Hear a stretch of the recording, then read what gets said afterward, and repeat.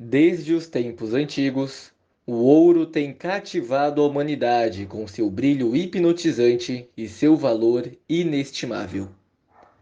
Escondido nas profundezas da terra, este metal precioso tem sido objeto de desejo, de conflito e de poder. Mas enquanto o mundo persegue o brilho reluzente do ouro, há um tesouro transparente que escapa aos olhos dos gananciosos. Um tesouro que transcende todas as riquezas conhecidas, pois é a própria essência da vida. Enquanto o ouro reluz nas profundezas, a água esconde seus segredos na superfície, esperando ser descoberta. Neste vídeo, vamos mergulhar nesta jornada enigmática, onde a água se revela como o verdadeiro ouro do século XXI.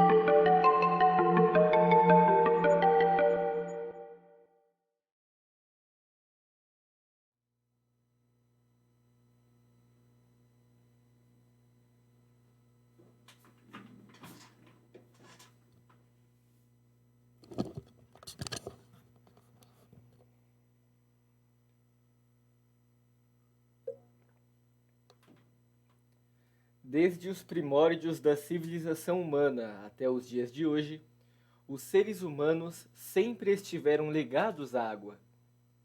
70% do nosso corpo é composto por esta substância. As principais civilizações que conhecemos surgiram perto dela e guerras foram travadas em sua disputa. Mas, afinal, o que seria a água? A água é uma substância química natural composta por dois átomos de hidrogênio ligados a um átomo de oxigênio, formando assim a molécula H2O.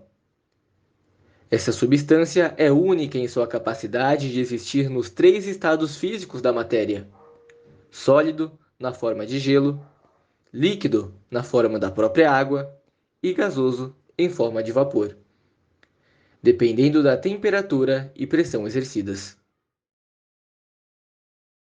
Além de ser vital para a sobrevivência de todos os seres vivos, a água desempenha papéis fundamentais em muitos processos naturais, como a regulação da temperatura da Terra, a formação de habitats aquáticos e a erosão do relevo terrestre. A água também é amplamente utilizada em diversas atividades humanas, incluindo a agricultura, as indústrias, a geração de energia e o consumo doméstico. Essa substância essencial para a vida está relacionada a um importante processo natural, o ciclo hidrológico, mais conhecido como ciclo da água. Esse ciclo é um processo contínuo que envolve a movimentação e a transformação da água entre os diferentes reservatórios da Terra, a atmosfera, a superfície terrestre e o subsolo. Esse ciclo é essencial para a manutenção da vida e dos ecossistemas no planeta, estando dividido nas seguintes etapas: evaporação. A água dos oceanos, lagos, rios e outras superfícies de água aquecidas pelo Sol se converte em vapor de água e se eleva para a atmosfera. Esse processo também ocorre a partir da transpiração das plantas, conhecida como evapotranspiração. Condensação. O vapor de água na atmosfera se resfria e se transforma novamente em gotículas de água ou cristais de gelo, formando as nuvens. Precipitação. Quando as gotículas de água nas nuvens se acumulam e se tornam grandes demais para serem suportadas pela atmosfera, ocorre a precipitação, que pode ser na forma de chuva, neve, granizo ou garoa. Uma curiosidade com relação a isso é que o nome científico para a chuva como normalmente chamamos, é precipitação de gotículas de monóxido de dióxido de hidrogênio, ressaltando a questão de que a chuva faz parte do ciclo da água. Escoamento superficial. A água da precipitação que não é absorvida pelo solo se acumula em riachos, rios e córregos, fluindo de volta para os oceanos ou para corpos da água maiores. Vale ressaltar que esta pode ser considerada uma subetapa, uma etapa secundária, tendo em vista que as outras etapas são consideravelmente mais importantes que esta e por isso pode não aparecer em outras fontes de pesquisa. Infiltração.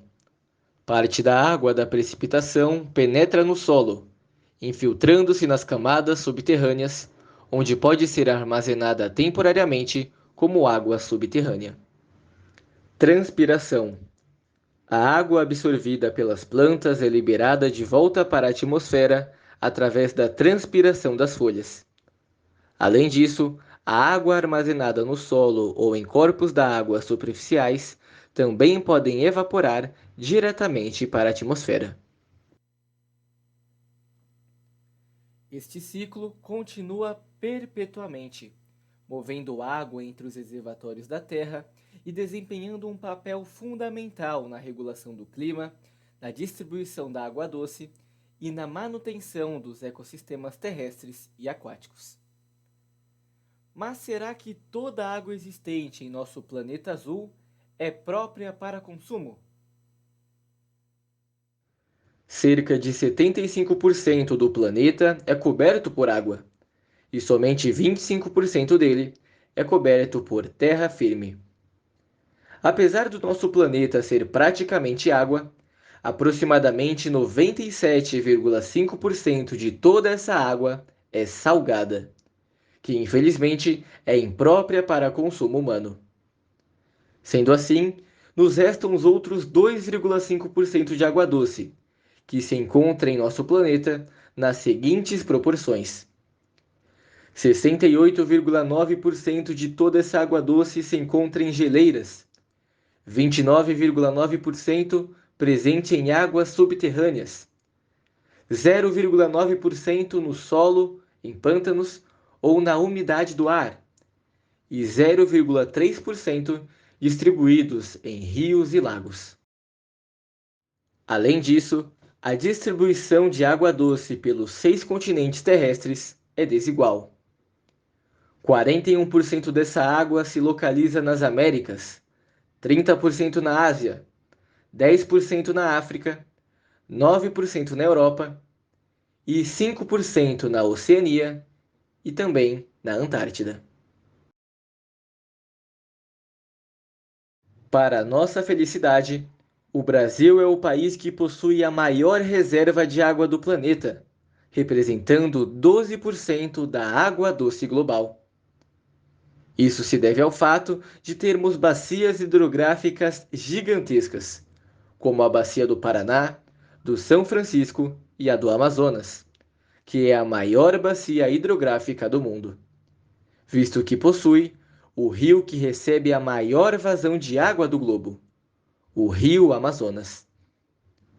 Essa grande quantidade de água fez com que o Brasil, por sua vez, baseasse sua produção de energia a partir das hidrelétricas, construções que transformam a força da água em energia elétrica.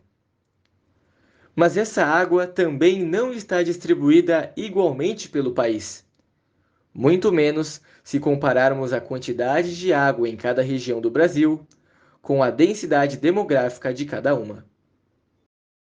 Utilizando a unidade de medida habitantes por quilômetro quadrado para representar a densidade demográfica, percebemos primeiramente que a região norte possui densidade de 4,12, enquanto possui 68,5% dos recursos hídricos do Brasil.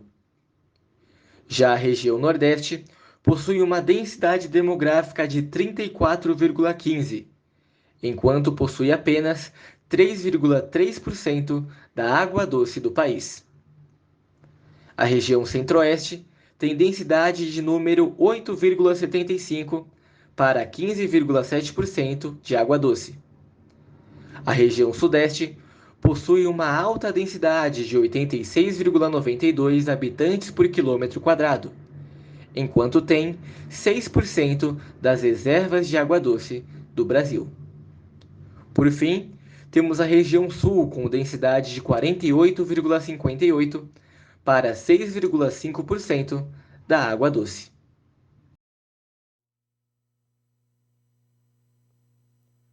Apesar dessas desigualdades, aparentemente não falta água para ninguém. Ou será que esta é uma resposta precipitada? Vamos ver se essa resposta condiz com a realidade.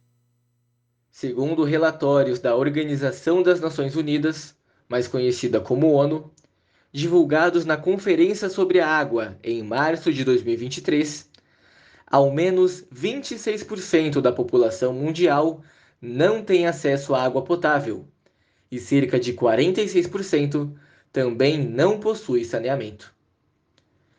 De acordo com o relatório da Organização das Nações Unidas para a Educação, Ciência e Cultura, a Unesco, em parceria justamente com a ONU, atualmente entre 2 bilhões e 3 bilhões de pessoas já sofrem com a falta do recurso hídrico por pelo menos um mês do ano. E as projeções indicam que essa população pode dobrar. Em 2016, eram 930 milhões de pessoas sofrendo com a escassez. A estimativa é que esse número fique entre 1,7 bilhão a 2,4 bilhões até o ano de 2050. O documento adverte sobre o caminho perigoso que as sociedades estão seguindo, de excesso de consumo e desenvolvimento descontrolado. Infelizmente, essa batalha não é de agora.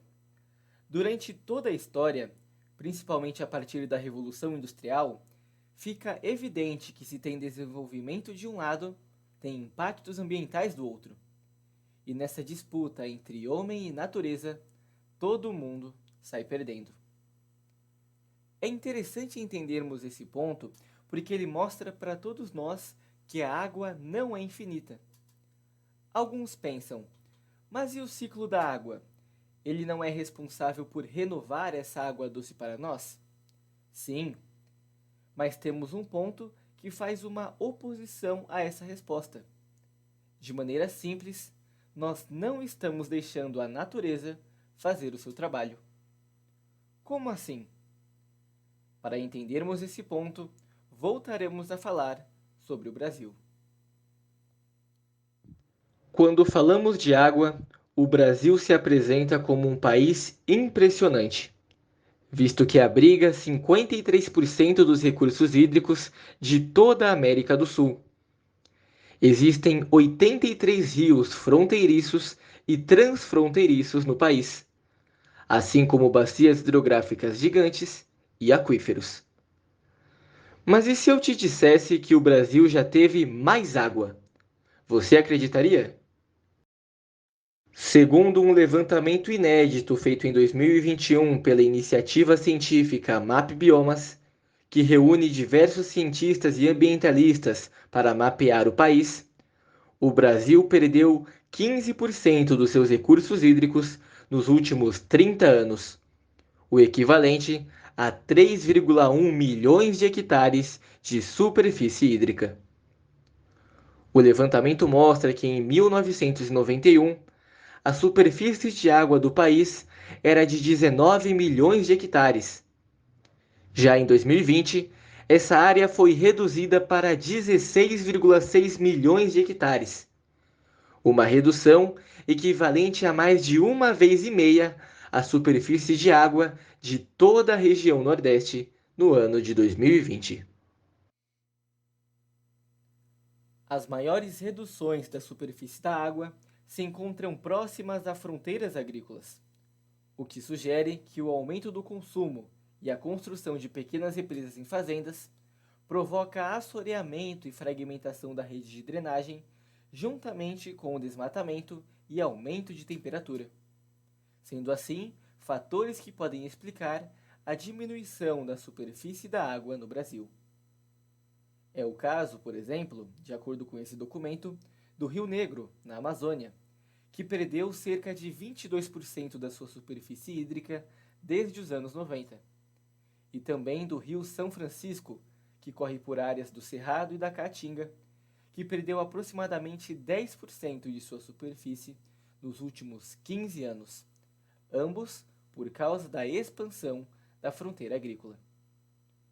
A construção de grandes obras com impactos ambientais alarmantes nas últimas décadas também ajudam a explicar a perda hídrica ocorrida nesse período, segundo o pesquisador Carlos Souza, coordenador do Grupo de Trabalho de Água do MAP Biomas. Segundo ele, mudanças no uso e cobertura da terra, construção de barragens e de hidrelétricas, poluição e uso excessivo dos recursos hídricos para a produção de bens e serviços alteraram a qualidade e disponibilidade da água em todos os biomas brasileiros. Ao mesmo tempo, secas extremas e inundações associadas às mudanças climáticas aumentaram a pressão sobre os corpos hídricos e ecossistemas aquáticos.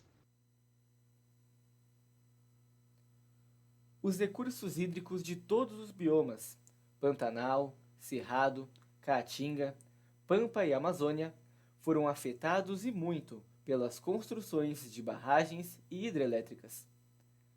O documento ainda alerta que a perda da superfície de água natural por causa da água armazenada em estruturas construídas pelo homem tem consequências preocupantes na alteração do regime hídrico, afetando assim a biodiversidade e a dinâmica dos rios. Além de tudo isso, temos mais um agravante. O mundo está ficando mais quente. Segundo o relatório recente do Painel Intergovernamental de Mudanças Climáticas da ONU, cuja sigla é IPCC, o aumento de temperatura da Terra causada pelo aquecimento global de 1,5 graus, também causada pelas ações humanas, desde o século passado, pode estar contribuindo para esse processo de redução de superfície de água no Brasil. Infelizmente, parece ser da natureza humana querer apenas resolver o problema ao invés de evitá-lo. Nós nos concentramos mais nas consequências do que nas causas. E olha que geralmente nós somos a causa. Será que dessa vez esse problema tem solução? Ou chegamos a um ponto em que as consequências já são irreversíveis? Do ponto de vista da ciência, ainda temos tempo se agirmos agora. Mas então, o que devemos fazer? Essa resposta pode ser resumida em uma única palavra: responsabilidade. Todos nós sabemos o que precisamos fazer e o que precisa ser feito. Afinal, esse problema ele não é novo. A questão é que não basta investirmos em novas tecnologias avançadas para reduzir essa crise de água se continuarmos poluindo nossos rios e mares. Parece que a cada degrau que subimos no desenvolvimento, descemos na responsabilidade. Ou seja, não chegamos a lugar nenhum. Já ocorreram diversas reuniões e conferências a respeito desse assunto, inclusive as que foram apresentadas nesse vídeo. Mas a impressão é que o que fica lá, o que é dito lá, continua lá. Ou seja, não sai do papel. Podemos resumir essa ideia com uma simples história muito interessante. É uma história sobre 4 pessoas. Todo mundo, alguém, qualquer um e ninguém. Vamos dar atenção a essa história. Havia um importante trabalho a ser feito, e todo mundo tinha certeza que alguém faria esse trabalho. Qualquer um poderia ter feito, mas ninguém fez. Alguém ficou nervoso porque era um trabalho de todo mundo. Todo mundo pensou que qualquer um poderia fazer, mas ninguém imaginou que todo mundo deixaria de fazer esse trabalho. No final, todo mundo culpou alguém porque ninguém fez o que qualquer um poderia ter feito. Essa história nos ensina que todos devem se conscientizar, todos devem pensar e todos devem agir. O primeiro passo já fizemos, reconhecer que o problema existe. Já demos também o segundo passo, ou seja, sabemos o que fazer para resolver esse problema. Só falta darmos o terceiro, último e mais importante passo: agir para resolver o problema. Afinal, 1 grama de ação vale mais que 1 tonelada de teoria.